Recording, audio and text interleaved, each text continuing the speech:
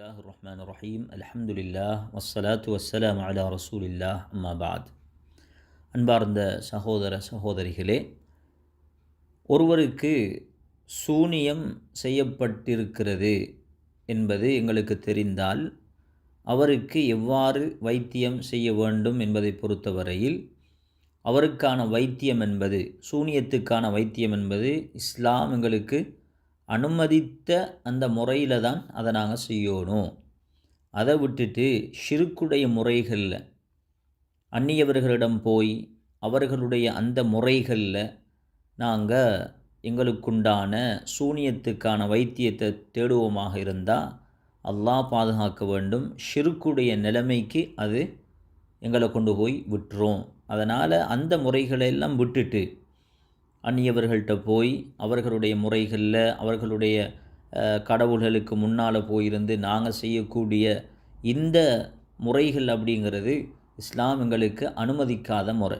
அதனால் ஷிர்க்குடைய முறைகளில் நாங்கள் வைத்தியத்தை தேட போகாமல் குர்ஆனிலையும் ஹதீஸிலையும் சொல்லப்பட்ட அதேபோல் இஸ்லாமிய அறிஞர்களால் வழிகாட்டப்பட்ட அந்த முறைகளில் நாங்கள் எங்களுக்குண்டான அந்த சூனியத்துக்கான தீர்வை, அதுக்குண்டான ஷிஃபாவை நாங்கள் தேடுவோமாக இருந்தால் இன்ஷா அல்லாஹ் நிச்சயம் அல்லாஹ் எங்களுக்கு உதவி செய்வான். அந்த அடிப்படையில் சூனியத்துக்கு வைத்தியம் செய்கிறத பொறுத்தவரையில் பலவிதமான முறைகள் இஸ்லாம் காட்டி தந்திருக்குது. அதில் ருக்கியாவுடைய முறைகள், ஓதி பார்க்கறது, ஓதி அந்த சூனியம் செய்யப்பட்டவருக்கு ஊதுறது, அல்லது அவரே தனக்கு ஓதிக்கொள்வது, இப்படி பல முறைகள் எங்களுக்கு சொல்லப்பட்டிருக்குது மார்க்கத்தில். அதே நேரம் அதில் ஒரு முறைதான் சில விடயங்கள் பார்த்திங்கன்னா குர்ஆனில் ஹதீஸில் நேரடியாக சொல்லப்பட்ட முறைகளாக இருக்கும். சில முறைகள் அனுபவ ரீதியாக அவைகள் செய்யப்பட்டதாக இருக்கும். இஸ்லாமிய வைத்தியத்தை பொறுத்தவரையில் அனுபவ ரீதியாக எத்தனையோ முறைகள் சொல்லப்பட்டிருக்குது. அதில் ஒன்று தான் இந்த இலந்த இலை இருக்குது. இந்த இலந்த இலையில் ஒரு 7 இலைகளை எடுத்து அதை அரைச்சிட்டு அந்த அரைக்கப்பட்ட இலையை தண்ணியில் போட்டு சொல்லப்படக்கூடிய இந்த விடயங்களை ஓதி ஊதணும். அதில் அதாவது சூரத்துல் ஃபாத்திஹா ஓதி ஊதுறது, ஆயத்துல் குருசியை ஓதி ஊதணும். அதே போல் சூரத்துல் அராஃபுடைய 106வது ஆயத்திலிருந்து 122வது ஆயத்து வரைக்கும் உள்ள ஆயத்துக்களை ஓதி ஊதுறது. அதே போல் சூரா யூனுஸுடைய 79வது ஆயத்திலிருந்து 82வது ஆயத்து வரைக்கும் உள்ள ஆயத்துக்களை ஓதி ஊதுறது. அதே போன்று சூரா தாஹாவுடைய 65வது ஆயத்திலிருந்து 69வது ஆயத்து வரைக்கும், அதே போல் சூரத்துல் காஃபிரூனை ஓதி ஊதுறது. அதே போல் முஅவ்விதாத் என்று சொல்லப்படக்கூடிய சூரத்துல் இஹ்லாஸ், சூரத்துல் ஃபலக், சூரத்துல் நாஸ், குல் ஹுவல்லாஹு அஹத் சூரா, குல் அஊது பிரப்பில் ஃபலக் சூரா, குல் அஊது பிரப்பின் நாஸ் போன்ற சூறாக்களை 3 தடவை ஊதிக்கொள்வது. அதே போன்று ஸல்லல்லாஹு அலைஹி வஸல்லம் எங்களுக்கு காட்டி தந்த துஆக்கள் இருக்குது. நோய்க்கான, ஆரோக்கியத்துக்கான, அந்த ஷிஃபாவுக்கான அந்த துஆக்களை ஊதிக்கொள்வது. அதில் அல்லாஹும்ம ரப்பன் நாஸ் அத்ஹிபில் பாஸ் இஷ்வி அந்த ஷாஃபி லா ஷிஃபா இல்லா ஷிஃபாவுக் ஷிஃபா அன் லா யுகாதிரு சக்கமா, இதை 3 தடவை ஊதுறது. அதே போல் பிஸ்மில்லாஹி அர்கீக் மின் குல்லி ஷைஇன் யுதீக் ஒமின் ஷர்ரி குல்லி நஃப்ஸின் அவ் ஐனின் ஹாசிதின் அல்லாஹு யஷ்ஃபீக் பிஸ்மில்லாஹி அர்கீக், இதை 3 தடவை ஊதிக்கொள்வது. இது தவிர வேறு ஸல்லல்லாஹு அலைஹி வஸல்லம் எங்களுக்கு காட்டி தந்த துஆக்களை ஊதிக்கொள்ளலாம். அதே போல் இது தவிர மேலதிகமான குர்ஆனுடைய ருக்கியாவுடைய ஆயத்துக்களை ஊதிக்கொள்ளலாம். ஊதக்கூடிய முறையில் அந்த தண்ணியில் இலந்தை இலையை நீங்கள் எந்த தண்ணியில் போட்டிங்களோ அந்த தண்ணியில் ஓதிவிட்டு ஊதக்கூடிய முறையில், எந்த முறையில் ஊதணுமெண்டா லேசாக துப்பணி தெறிக்கக்கூடிய முறையில் அதில் ஊதிட்டு அந்த தண்ணியில் ஒரு 3 முடக்குகள், கிட்டத்தட்ட ஒரு 2-3 முடக்க குடிச்சிட்டு அதே தண்ணியால் குளிக்கிறது.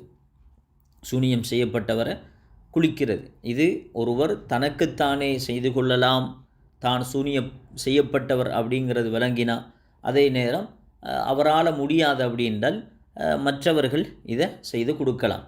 அப்போ இதை கொண்டு நாம் குளிக்கும் பொழுது அல்லாஹ்ட உதவியை கொண்டு சில நேரம் எங்களுக்கு அது பிரயோஜனம் தரலாம்.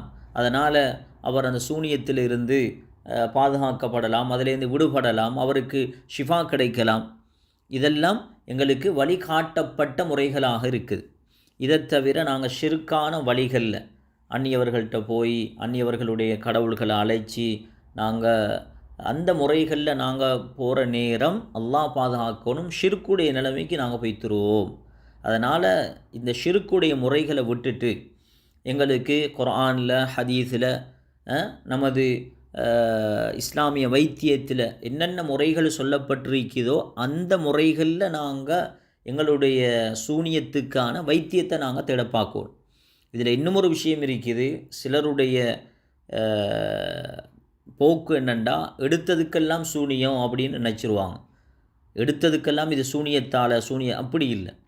இப்போ சூனியம் உண்மையிலே செய்யப்பட்டிருக்குது அப்படிங்கிறத ஒருவர் விளங்கி கொண்டா அப்போ தான் நாங்கள் இதுக்கான ஷிஃபாவை, இதுக்குண்டான ஒரு தீர்வை நாங்கள் தேட பார்க்கணும்.